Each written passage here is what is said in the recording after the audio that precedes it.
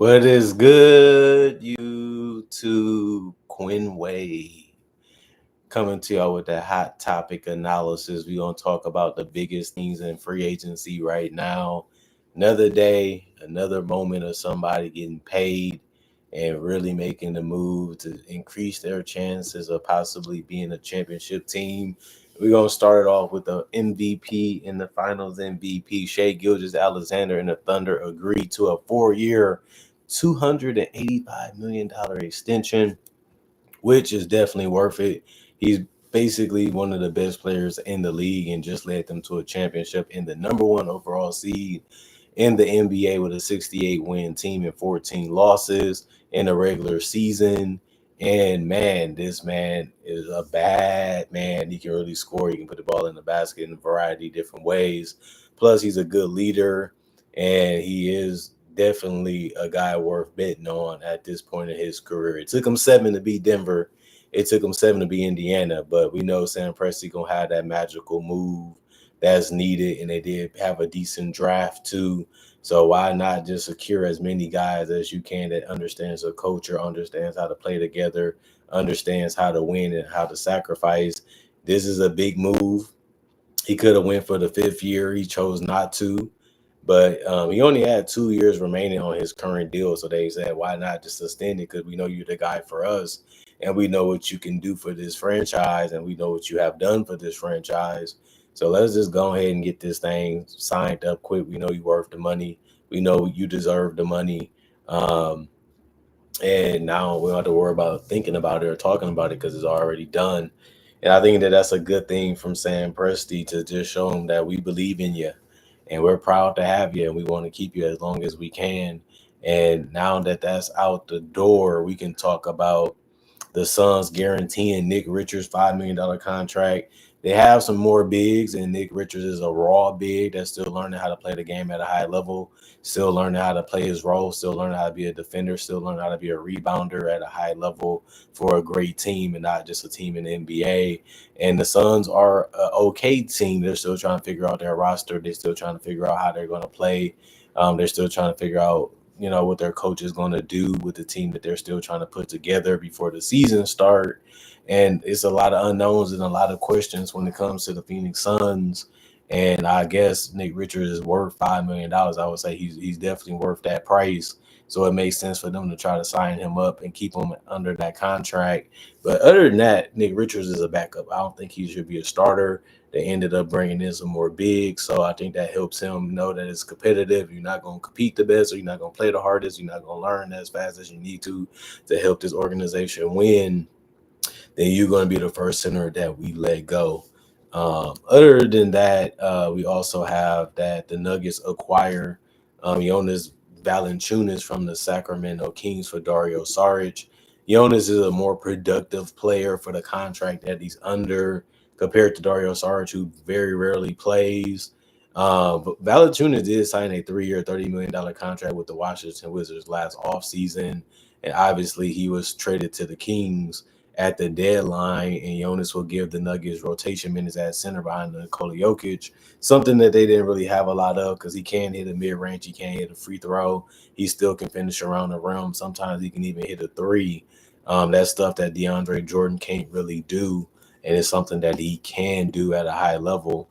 And he is getting to the point where his career is almost over, but it is good to see that teams still want him and teams still feel that they can use him inside their rotation. And I look at that as an upgrade over Dario Saric and just an upgrade for that backup center position in general for the Denver Nuggets, who has been making some quite crazy moves already this offseason. It just started. Gary Harris and the Bucks agreed to a 2-year deal. Gary Harris is just an okay player. Like I said, he can hit a three. He mainly can get out in transition sometimes too. He can get to the basket every blue moon and get to the free throw line, but he doesn't really play enough to really know if this is a good move or not, because I don't think he's going to play too much even for the Bucks, who already brought back some guards and got some too. So this is just a spite filler for whoever gets injured. You got a veteran that can come in and hit a shot or make a shot, and that's all you're really going to get out of Gary Harris, which isn't that bad because it's better than getting nothing. And they have had players where they wasn't even worth playing on their roster. At least we know that Gary Harris can come in and contribute if you're a Bucks fan. Gerson Yabusele and the Knicks agreed to a 2-year, $12 million deal. That's about $6 million a year. That's not bad because Yabusele is a guy that can get you double figures and he can rebound the ball and he can compete defensively. That's all you can really want from him at the end of the day. And you're not paying him a ton of money for a rotation slot. Like I said, I like the Knicks' ability to upgrade their bench this offseason, and I feel like they have been doing that so far with the moves that they have made. And this is just another strong move because you get a quality role player that can play 25 to 30 minutes and be switchable and be strong in the paint and give you some perimeter scoring too. Yabusele can do a lot of things, and he's good. And the Knicks get another solid role player. Jericho Sims and the Bucks agreed to a deal. They made this move fast, and they actually got him not that long ago, I believe. And now they're going to say we want to keep this guy. Sims, who is represented by Jason and Josh, he averaged 1.3 rebounds in 11 minutes in 53 games last season with the New York Knicks in the Milwaukee Bucks. The Bucks acquired Simmons as a part of the Chris Middleton trade, for the people that forgot, for Kyle Kuzma, who's still on the roster too, with the Washington Wizards, and they feel like he's a solid backup big. So not paying him a crazy ton of money and getting a guy that has size and have good strength and can finish around the rim and be an okay rebounder for the minutes that he gets, you're going to say we need that guy. He's probably the 10th or 11th guy on the roster for the Bucks, but you still have guys like Bobby Portis. You still got guys like Miles Turner. Now you just got another guy that can also play in place of Giannis if it's needed from time to time. And that's something that they needed, and they made that a priority, and now they got to figure it out. Josh Minot and the Celtics agreed to a 2-year, $5 million deal. You basically paying them nothing in today's game. And this is another guy that gives you depth at the wing and guard position. Um, he's a decent player. I don't really think we're going to be disappointed with him because he didn't really play a lot of minutes in Minnesota. He only averaged 2 points, 1 rebound in 6 minutes. So you don't really know too much about him, but you do know that he's cool with coming in and trying to do whatever is needed for the team to be able to win. And you can just plug him into those spots and he can give you something decent. So I think that this pick ain't something that we're going to be like, well, oh my God, we got Josh Minot, or we got Josh Minot. We're not going to be going crazy over it. He is a legitimate 6'8", but a little undersized at 205 when it comes to his body, and he needs to continue to build up some strength, and he needs to continue to get better with his scoring. But other than that, he did shoot 48% from the field because he had good shot selection, and he's only 22 years old also. So, like I said, just another guy that we can plug into our system and get some decent value from, especially when it comes to the contract. Giannis was reportedly unhappy with Bucks' decisions to part ways with Damian Lillard, and now that has become something that is new, that they are going to pay him $22 million a year in the next 5 years because they stretched him. That's something that we have to continue to keep an eye out on to see where Dame is going to go. But one thing we do know is Sandro and the Raptors agreed to a 2-year, $5.5 million deal. Sandro and the Raptors, they had to find a way to get this done, and they do. Sandro averaged 6 points, 3 rebounds in 11 minutes across 61 games last season for the San Antonio Spurs. And the Raptors said this is one of the best quality guys we can get right now, especially for a good price to add to our bench. And now they have him under contract, and now they can move forward in another guy in free agency. I think they're gonna get at least one more, 2 more guys, even if it's undrafted. The Bucks did trade Pat Connaughton and 2 second rounders for Micic. That's a surprise because Micic isn't a great player. That they'll give 2 second rounders. I guess they was really high on him for them to be able to try to pull this one off. I don't really know if I'm going to be liking this trade. I feel like you could have just kept those picks because you're going to be capped out as long as you have Giannis on your roster. Micic, he only shot 34% from the field. He did give you 6 points and 2 rebounds and 3 assists, which shows you that he can do a lot of different things. And he's only 6'3", 188 pounds, and he's 31 years old. To give up 2 second-round pick for Micic is kind of out of nowhere. I definitely didn't see that coming. I definitely didn't see that happening. He has never really been efficient in his career. He has never really been a crazy great 3-point shooter either. But the guy figure out how to get it done, whether it's getting to the free throw line, whether it's just playing off guys, but he can also set guys up. He did get, a couple seasons where he was able to average over 3 assists per game. And he also showed that he can rebound the ball a little bit if it's needed. And he can score, but he's not the greatest at it at the NBA level, and that's where they at. And you're playing against the best players in the world at the top of their game, and you're going to trade 2 second-round picks for Micic. I don't really like it, especially when you're giving up Pat Connaughton too, who has shown that he fits the culture and he fits what the team is trying to do, especially when it comes to 3-point shooting. So you move a good player that you like and you have had for a while in 2 second-rounders for a guy that is okay at best. I don't get it, but the Suns exercised their 8.1 million option on Micic for the 25-26 season in order to complete their trade with the Hornets for Mark Williams. So he was another guy they wanted to keep, but they had to get rid of eventually, and now this is the time to cash in on that. But the Bucks have been looking for a Pat Connaughton trade for several months as his production has severely dropped off. But like I said, it's not like Meach is the greatest upgrade over him anyway. But they're both role players, and that's why I say it that way. And Dennis Schroeder, he said he wanted to stay with the Detroit Pistons, but he ended up moving on to the Sacramento Kings. They agreed to a 3-year, $45 million deal. It's good to see Dennis Schroeder get paid multiple years because the man can play basketball. He can get to the rim. He can shoot a three. He can get to the free throw line. He's a decent decision maker. He's small. He's little, but he can really play at a high level. He did average 13 points, 2 rebounds, and 5 assists.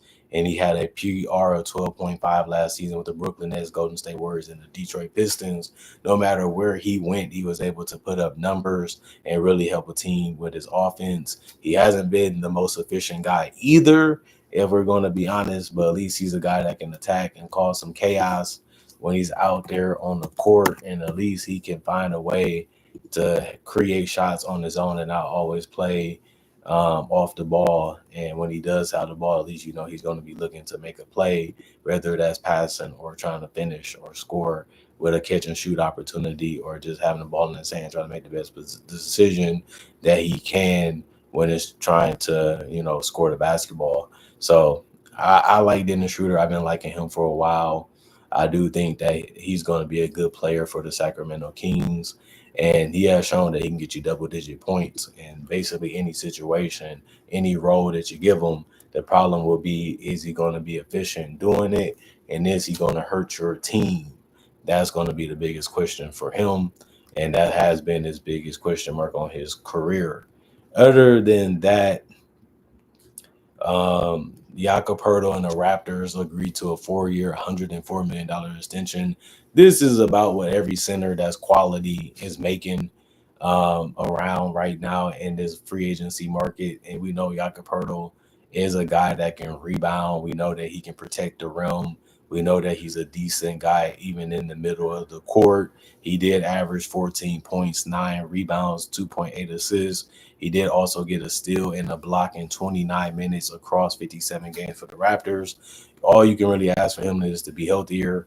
Other than that, he has been exactly the center that they have needed in Toronto, and he's on a tradable contract if it doesn't work out or they want to move in a different direction in the future. So I like that they prioritized him and said, you're young, you can play, you understand your role, and you're fitting on this team. So let's go ahead and lock you up for a couple more years. He does turn 30 before the start of the next season, so he will still be in the prime of his career by the time the contract is almost up. So it makes sense for them to lock that contract in. And then other than that, Tim Hardaway Jr. and the Nuggets agreed to a 1-year deal. He's been bouncing around, but the man can put the ball in the basket when it comes to trying to score. He's never been the most efficient guy either, but he can shoot 36% from 3. He can play off the ball. He can get to the rim sometimes. He can get out in transition to help you. He's not afraid of the big moment. He's not afraid of taking big shots. even though he makes them, and sometimes, and majority of times, he misses them. But he's a guy that's able to give you double-digit points. He averaged 11 points, 2.4 rebounds, and 1.6 assists in 28 minutes for the Detroit Pistons. And that did make sense for them to pick him up because he gave them exactly what they wanted. And on top of that, Tim Hardaway Jr. ain't gonna make too much money on this deal, in general. But other than that, it's good for the Nuggets to add more firepower to their team, and that's what they're going to be getting with Tim Hardaway Jr. going there. Larry Nance and the Cavaliers agreed to a deal. He's been bouncing around a little bit, but Cleveland is a place that he has played for before.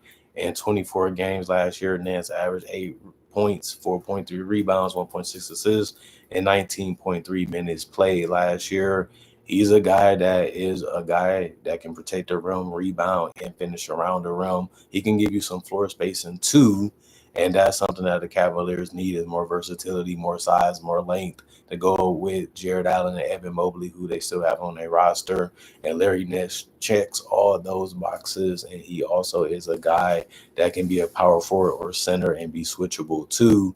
And that's something that they will be getting since they signed them to this deal.